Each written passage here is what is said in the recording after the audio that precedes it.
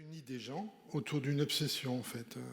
J'amène des acteurs autour d'une obsession et c'est souvent des sujets où les choses sont... Enfin, le thème est plutôt, me semble être l'image ou faire écho à des préoccupations flottantes dans la société ou des choses anthropologiques complexes qui nous habitent, des choses contrastées comme ça.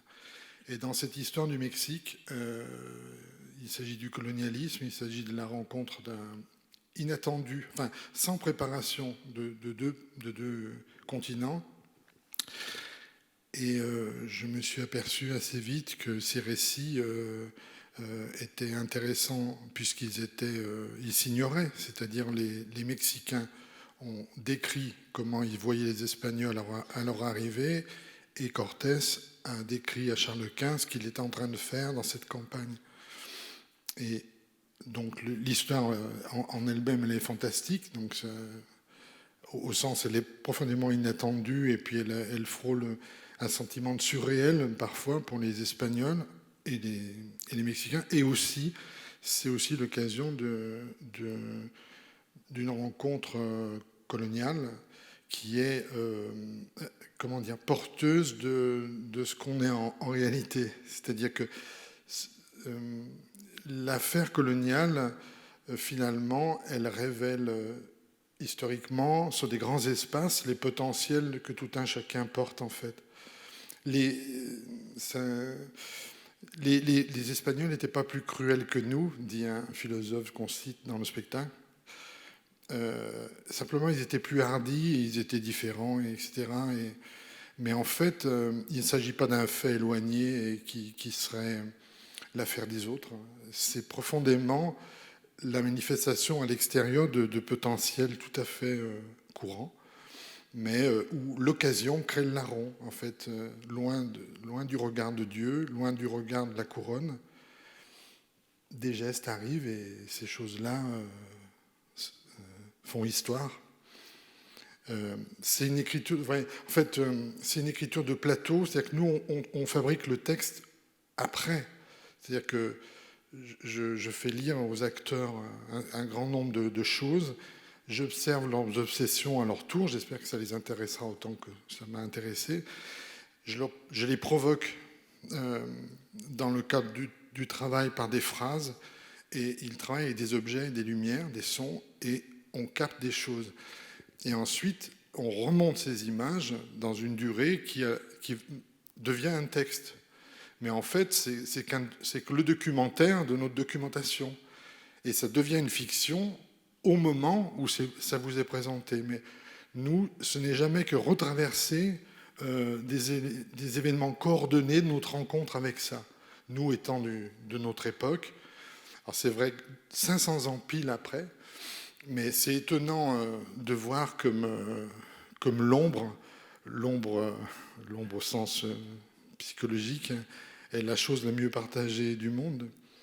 Et simplement, il y a un fait qui est différent probablement de ce que nous on vit, c'est l'idée de la foi et du destin et du rapport à Dieu qui traverse cette histoire-là des deux côtés. Ça, c'est une chose qui...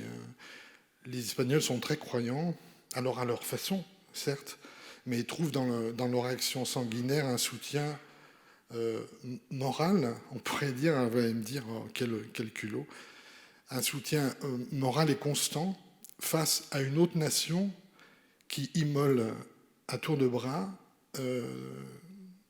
décapite et est complètement en cohérence avec l'idée de sauver chaque fois le monde pour que le soleil se lève le matin. Donc on a une théocratie et aussi un arrivisme, un pragmatisme européen. C'est une histoire passionnante et c'est un des spectacles possibles. Ça mériterait vraiment beaucoup plus d'attention, cette histoire. Pourquoi la figure de Cortés, qu'on connaît moins peut-être que celle de Christophe Colomb? Colomb, c'est le premier qui arrive, qui revient, et il y va plusieurs fois, 4 fois, je crois. Et le premier laisse toujours un nom, mais celui qui passe derrière, Cortés, donc il va passer 30 ans après, c'est lui qui va marquer en fait le rapport de l'Espagne à ce nouveau territoire amérindien. Et c'est lui qui va pousser le couteau vraiment très profondément dans le corps de l'Amérique du Sud. Et il va le faire longtemps, puisqu'il va générer une société mixte, enfin une société métisse, plus ou moins réussie, ça dépend des historiens, mais et il est d'un pragmatisme dans la durée c'est un stratège militaire bien plus grand que long qui n'a eu affaire qu'à des groupes isolés mal structurés militairement, tandis que Cortés va créer des alliances, va se casser 2 fois les dents sur la ville de Mexico, qui est aussi grande, qui est la plus grande ville du monde presque avec Constantinople, et ça les saisit. Il admire ce qu'il voit et il va la brûler. Il va dire que je n'ai trouvé d'autre chose pour pacifier que de ramener le niveau des maisons au sol. On n'avancera plus sans qu'on ait détruit la ville jusqu'au sol. Il y a des phrases, il y a des choses comme ça que... Alors peut-être que ce genre de personnes ou de propos, on les oublie et que l'histoire les cache, mais Cortés est un très grand stratège qui n'a pas de limite. Voilà. Merci. Grande figure. Merci.